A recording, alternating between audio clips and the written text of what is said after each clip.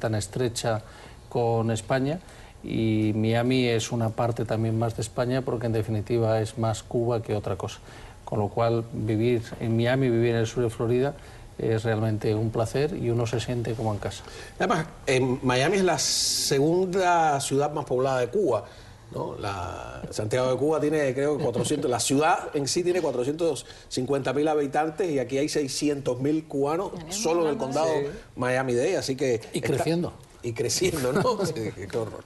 Ojalá el viaje sea de vuelta alguna vez con sensatez. Bueno, ¿qué le parece? Vamos a empezar. Esta reacción de Fidel Castro, que yo nunca olvidé porque me pareció muy aristocrática, ¿no? ¿Y usted cuándo va a renunciar? Y dice, ¿por qué siempre me preguntan eso? ¿Por qué no se lo preguntan a la reina de Inglaterra? ¿Por qué no se lo preguntan al rey de España? O sea, él se sintió al mismo nivel. ¿Le parece...? Bueno, usted lo ha dicho antes, las actitudes de Fidel son, por una parte, como un rey absolutista, y al mismo tiempo es una persona totalitaria, con lo cual esa mezcla muchas veces al final es lo mismo. No creo que la reina de Inglaterra tenga ninguna intención de abdicar. Creo que el rey de España lo ha hecho en el momento adecuado. Creo que es visible el malestar suyo desde el punto de vista de la salud, ha empeorado muchísimo en los últimos años, hoy, sí. Y eso unido a algo tan obvio como es el desgaste en la monarquía por la serie de casos de corrupción que fundamentalmente afectan a su yerno.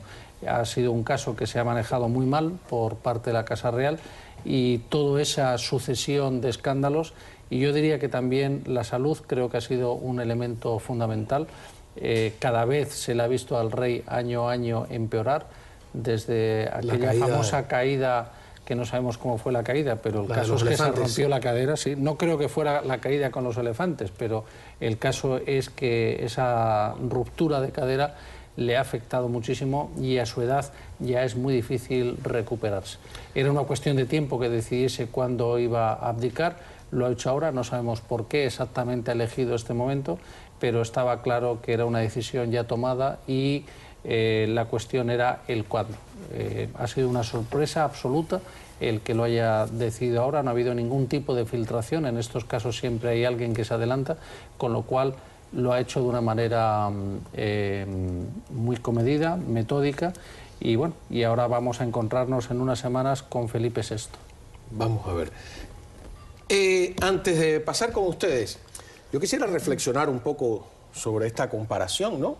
A lo mejor Cuba se puede convertir en una monarquía, y sin broma, pero no es lo mismo de ninguna manera, ¿no? Porque si damos un poco atrás en el reloj, hay que recordar que el rey de España recibió de manos de Franco el poder absoluto. O sea, técnicamente uno hoy dice, bueno, no le quedaba más remedio, las fuerzas vivas de la sociedad y de la política lo empujaban, pero lo cierto es que él heredaba un poder absoluto, y la intención, de alguna manera, era... Bueno, no es un la poder, intención de Franco. Ya, no es un poder absoluto. Franco y el franquismo es un régimen muy complejo que solamente un gallego pudo manejar por las diferencias de poderes dentro del propio régimen, pero con la Constitución de 1978 la soberanía recae en el pueblo español. Y con la Constitución de 1978 el pueblo español... Vamos a no adelantarnos, vamos a ver el video del momento en que Franco le pasa el poder al rey. Queda aprobada la ley y designado sucesor en la jefatura del Estado, a título del rey, para en su día, el príncipe don Juan Carlos de Borbón y Borbón. Las Cortes españolas esperan confiadamente la decisión de vuestra abnegada entrega al servicio de la patria y a la empresa de su engrandecimiento en paz, justicia y libertad. El príncipe Juan Carlos contesta: Este acto, trascendental para mí, representa mi entrega total al servicio de la patria. Oiga, en ese momento parece un acto franquista de la punta... Bueno, es que era lo que había. Una transición no se hace en segundos. Precisamente el rey desempeñó un papel importantísimo en la transición española, de ahí que muchísimos españoles lo quieran todavía, porque hay mucha monarquía en España, o sea, mucha promonarquía en España, Y es la diferencia. A estas alturas, ¿te imaginas en ese momento? A ver, si ahora mismo hicieran un referéndum, que es lo que están pidiendo ahora mismo en la Plaza del Sol y en la Plaza de Cataluña. Los republicanos, tú dices. Los republicanos. Yo creo que volvería a salir el rey, yo creo, porque en mi experiencia... Y por mucho. Sí, por mucho. Pero también en los últimos años hay que decir que ha avanzado muchísimo la república de nuevo, ¿no? Que hay muchísima gente que no quiere la monarquía. Yo viví, porque va por comunidades autónomas, España es un país de países, ¿no? Hay que verlo así. Yo viví en Cataluña, que es un territorio bastante poco monárquico, y bueno, hay muchísima gente que no está dispuesta a mantener la familia real. Eso es un problema de sentimientos, es un problema muy complejo, pero sí se le está muy agradecido al rey por la transición modélica que hizo España, que es la figura que nosotros no tenemos. Por eso me molesta tanto esa comparación. Bueno, ¿por qué no le preguntan eso al rey de España? Hay un momento tremendo, ¿no? Antes de pasar contigo, que es el 23F, el 23 de febrero, en que a mí me da la impresión de que esos militares que entran allá al Congreso y mandan a todo el mundo al piso, etcétera, etcétera, querían reponer la monarquía absoluta. Sí, eso fue un golpe de Estado en algún sentido. Vamos a ver el video histórico. En estos momentos, en el Congreso de los Diputados, hay un teniente coronel que con una pistola sube hacia la tribuna. En estos momentos apunta, es un guardia civil, está apuntando con la pistola, entran más policías, está apuntando al presidente del Congreso de los Diputados con la pistola y vemos cómo, cuidado, la policía.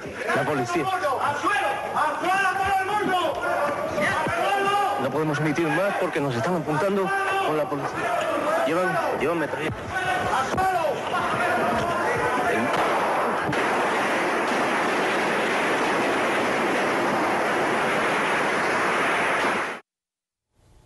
¿Qué momento? ¿Qué momento?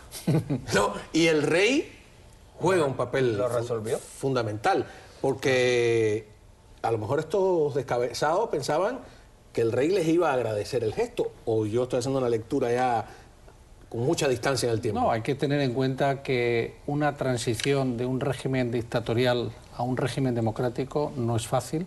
Para la historia ha quedado que ese cambio en España fue modélico y ha sido un ejemplo para muchos otros países.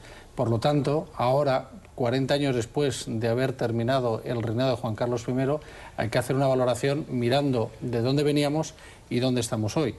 Donde estamos hoy es una situación de crisis muy compleja, que es sobre todo una crisis económica, pero es también una crisis institucional, es una crisis también territorial por las reivindicaciones de Cataluña, y al mismo tiempo estamos en un desgaste de 40 años. Cuando uno llega a la cuarentena, pues le empiezan a doler... Curioso, Franco estuvo 40 años también en el poder. Es curioso, parece que esa cifra... Fidel se pasó de largo, claro. No, pero Fidel se pasa siempre. Siempre. ¿Tú crees que... ¿No te da la impresión de que en Cuba realmente como que estos tipos que llegaron al Congreso dispararon, ganaron en el 59 y se han quedado ahí, ¿no? 56 años ahí llevan. 56 años ahí llevamos con los reyes Castro. Es una... La pregunta que se hace muchos cubanos, ¿cómo se hará una transición en Cuba? Porque no hay una figura como la del rey. Claro, porque... En las es lo que no existe. En los sistemas que son parlamentarios y no presidencialistas, como el norteamericano, hay dos figuras. Una representa al Estado, que en este caso es el rey, y otra representa al gobierno. Fíjate que los españoles no votan directamente por Aznar, ni por Felipe González, ni por Rajoy, sino el partido que más asientos o más escaños obtiene lleva a su presidente a la presidencia del gobierno. No es presidente de España. Eso es un detalle que parece simple, ¿no? Bueno, es el sistema parlamentario europeo que prácticamente en todos los países es igual, menos en el francés, donde se elige directamente al presidente de la República y el presidente de la República elige a su primer ministro. Pero es un... Y en España, en vez de ser rey, es el canciller y el presidente. Sí, en Italia y en Alemania hay un presidente que es el jefe del Estado. En Estados Unidos la figura de jefe de Estado y jefe de gobierno es la misma, pero son modelos democráticos diferentes, pero al final cumplen una misión y es la de tener un régimen democrático que no cabe duda que en España existe y que, como digo antes, desde el año 75 lo que se produce es una reforma modélica, pacífica, y nos ha llevado hoy pues a esta situación de la abdicación del rey, que también creo que es ejemplar el haber reconocido que ya había llegado el momento de pasar la responsabilidad de reinar a su hijo. Yo creo, y si la me diferencia permite... es, antes, discúlpame, para Sí.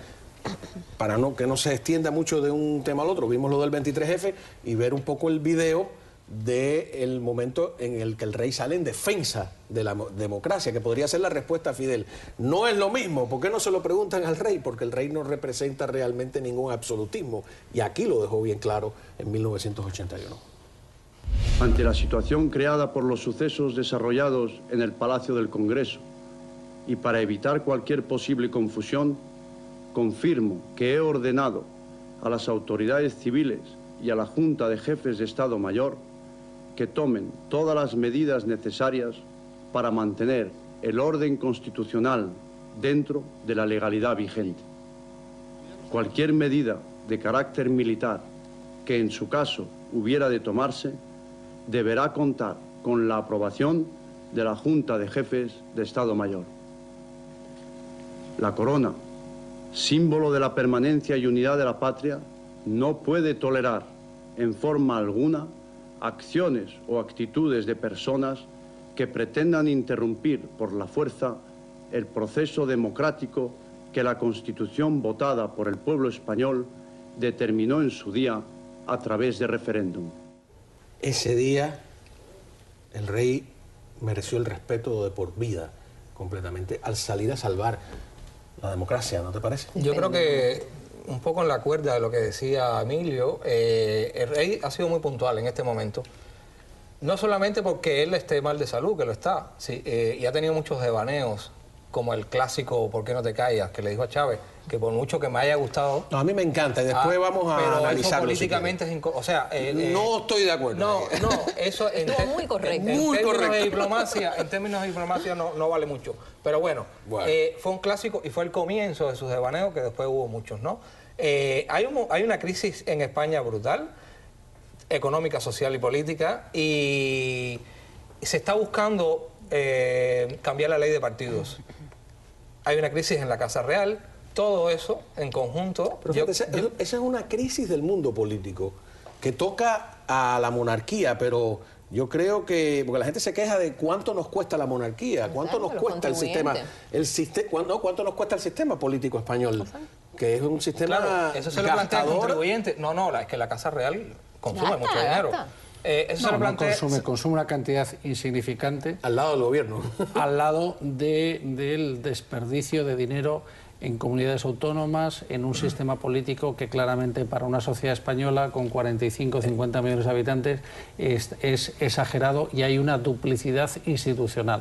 Entonces, lo que comentábamos antes es que al terminar este periodo de casi 40 años desde la aprobación de la Constitución en el año 78, lo que es necesario es una nueva reforma constitucional para adaptarse los tiempos a una situación de crisis, y en última instancia porque se ha visto que hay cosas que se han hecho mal y que se pueden mejorar. Pero que no sea como la de Cádiz. Ni el PP ni el PSOE lo van a permitir que se vaya a la monarquía, porque ya les va muy bien con la monarquía a ambos partidos. Pero tienen que reformarse y tienen que empezar a aprender a tener democracia interna, ¿no? Y a no seguir eligiendo de a dedo, etcétera, etcétera. Cuando regresemos de la pausa, vamos a ver este libro de Ángel Santiesteban, que está preso en Cuba, El verano que Dios dormía, y también el ¿por qué no te callas? Analizarlo, si está bien o está mal, usted dirá. Sí mismo, bien correcto que está ese ¿por qué no te callas?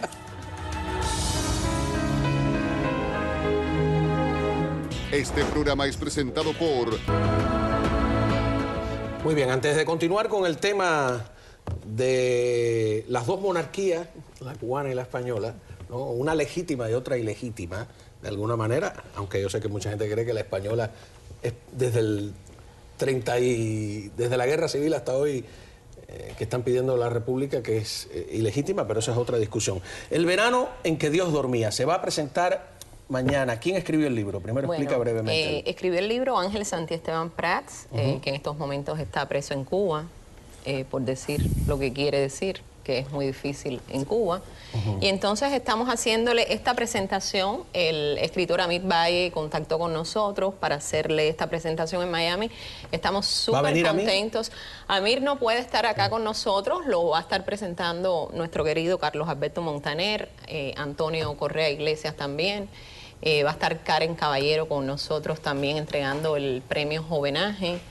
Queremos hacerle un reconocimiento a Santi Esteban, y no solo a Santi Esteban a través de este libro. ¿Está preso ahora mismo? Está preso en ¿Cuántos estos años momentos. tiene? 5 años. Sí. Le han inventado un caso, como un caso en Cuba, doméstico, sí. Un caso doméstico, y entonces estamos haciendo todo lo posible porque este libro se conozca. Acá es una historia de balseros. Es una historia de balseros que es más bien en el año 94, narra toda la travesía también dentro de la base naval de Guantánamo. Es un libro ¿Dónde va a ser la crudo. presentación? Vamos a estar en la Casa Bacardí mañana a partir de las 6 de la tarde, de 6 a 7, vamos a estar en una recepción. La Casa Bacardí de la Universidad de Miami, que queda en Brescia Avenue y la 57 Avenida y la 64. Están todos invitados. Queremos apoyar a Ángel y también a todos los presos políticos cubanos, no solo cubanos, también venezolanos, y queremos unirnos en este sentido porque lo merecen. Son personas que están pasando muchos, hay demasiada injusticia, y yo creo que nosotros podemos ser las voces de esa gente que está en Cuba y en estos países que están en estas dictaduras. Hay que luchar contra la monarquía comunista, ¿no? La dinastía, ¿no? Porque, qué paradoja. Es que ya viviendo en España me resultaba tan complicado, ¿no? Porque, claro, la República, yo soy antimonárquico, pero la República no me iba bien en algunas cosas. Bueno, porque la República en España se afincó en el comunismo. La República depende de cuál es, la de Largo Caballero o la de Carrillo, ¿no? Al mismo tiempo soy anticastrista, entonces era un panorama tan complicado que yo no encontré acomodo ninguno, la verdad te lo digo. Hay algunos que creen que la República también, si seguía por donde seguía, iba a instaurar una dictadura de izquierda apoyado por la Unión Soviética. Bueno, pero yo creo que es muy difícil el comparar los momentos históricos de la España de los años 30, o sea, después también de la crisis económica del 29. Entonces, ese momento, hacer cualquier comparación con lo que ocurre ahora, o de manera teórica el comparar si un modelo de Estado, república o monárquico per se es bueno o malo, creo que tampoco tiene sentido, porque tenemos sistemas monárquicos en países escandinavos, pues como nórdicos, Noruega, como Suecia, como Dinamarca, Holanda, y no hacen mal a nadie. Y un país con república como Francia que funciona perfectamente. Exacto. En la práctica, ¿qué es lo que funciona y qué es lo que no funciona? No, depende. Funciona donde haya democracia, porque no podemos perder de vista que en España hay una monarquía constitucional y que la monarquía representa al Estado, pero que quienes gobiernan son electos por el pueblo por periodos que cita de alguna manera. Los periodos en las democracias parlamentarias no son fijos, se pueden disolver las cortes, se pueden volver a hacer elecciones, si los partidos no llegan al 50+1 pueden volver a realizar esa suerte de plebiscito que es en el fondo. La abdicación del rey, en estos momentos hay una situación muy complicada políticamente en España. En las elecciones al Parlamento Europeo salió con muchos escaños un partido que se llama Podemos, que es totalmente de izquierda, que supongo que sea antimonárquico. Yo no sé si está relacionado. El rey lo dijo, que él esperó a que sucedieran esas elecciones, que fueron muy recientes, para decirlo públicamente. Muchos partidos pequeños. El de Rosa 10. ¿no? El de Rosa 10. Pero esto es todavía más amenazante desde mi punto de vista porque... Rosa es una persona sensata. Exactamente. Este es bastante filochavista y bastante filocastrista. El líder, ¿no? Que se llama Pablo. Pues, Iglesias. Pablo Iglesias. Así que qué bueno que no... Es que Pablo Iglesias es el fundador del Partido Socialista Obrero Español. Estamos hablando de finales del siglo XIX. Entonces, su madre es todavía una abogada laboralista muy de izquierdas, y su padre, de apellido Iglesias, era también un comunista, y los dos se encontraron novios justo en la tumba de Pablo Iglesias, del fundador del PSOE. Entonces, claro. Pero este muchacho creo que lo que ha hecho ha sido recoger ese descontento enorme que existe en España, todo ese movimiento de gente excepcional, indignados, ya se veía indignados, claro, porque eso es fruto de la crisis enorme económica a la que sufre España, con un índice de desempleo. Yo vi la Plaza de los 25%. Indignados y a mí me asustó bastante lo que escuché allí, porque vi mucha gente sacando banderas cubanas y del Che. Y yo creo que esa no es la solución. O sea, la gente está indignada porque ha perdido sus viviendas, porque el banco no le da solución, los echa a la calle, los desahucia. Los gobiernos, tanto el PSOE como el PP, no le ponen un freno a los bancos. Y claro, todo eso tiene un clamor popular y ahí aprovecha la ultraizquierda para hacer su labor. ¿Cómo no? Por eso a mí me gusta el por qué no te callas. Vamos a recordar ese momento histórico del rey ante el difunto Chávez. Un momentín. Exijo ese respeto. Por una razón, además. Por supuesto. Por supuesto. Bien. ¿Por qué no te callas? Por favor, no hagamos diálogo. Han tenido tiempo para plantear su posición. Hay que aplaudirlo, hay que aplaudirlo. Le salió del corazón el por qué no te callas. Juzgar al rey, vuelvo yo a ese momento tremendo en que recibe el poder. Yo, disculpe que me vaya tan atrás y pienso, estábamos hablando de Fernando VII, ¿no? Fernando VII es depuesto por la invasión napoleónica, en ese interín hacen la Constitución de Cádiz, los liberales quieren hacer una sociedad española mucho más democrática, etcétera. Cuando regresa al absolutismo y hay tuvo un momento histórico y una oportunidad de quizás llevar a España por otras vías, lo único que se preocupó es por mantener el poder, ¿no? Ahí tenemos la historia nosotros de Félix Varela, que representa a Cuba en las Cortes y que al final, cuando regresa el absolutismo, porque hay 2 periodos, tiene que terminar exiliado aquí en los Estados Unidos, o sea que nos afectó a todos de una manera. O sea que hay una grandeza en este rey, movido por las circunstancias, no sé, hay gente que se encapricha en el poder y bueno, el ejemplo es muy claro. Fernando VII podía haber optado por ser un monarca democrático y haber aceptado la Constitución de Cádiz, y en cambio se inclinó por volver otra vez al antiguo régimen y por ser un rey absolutista, que coloca a España otra vez en unas décadas muy complicadas, terrible. Y entonces España otra vez no avanza y el siglo XIX, pues al final prácticamente es una continuidad de guerras entre monárquicos, antimonárquicos, y luego el problema añadido también de quién era con los carlistas, de quién era realmente el que gobernaba, el rey que tenía la potestad y la legitimidad para gobernar, con lo cual, en cambio, el rey Juan Carlos, efectivamente, el general Franco, el dictador, acuerda que sea el sucesor, pero inmediatamente después de la muerte de Franco, el propio régimen franquista lo que hace es el harakiri y se convierte Nos hace falta un rey como Juan Carlos para Cuba. Muy descarado Fidel Castro en compararse de esa manera. Con esa simpatía. Ya volvemos.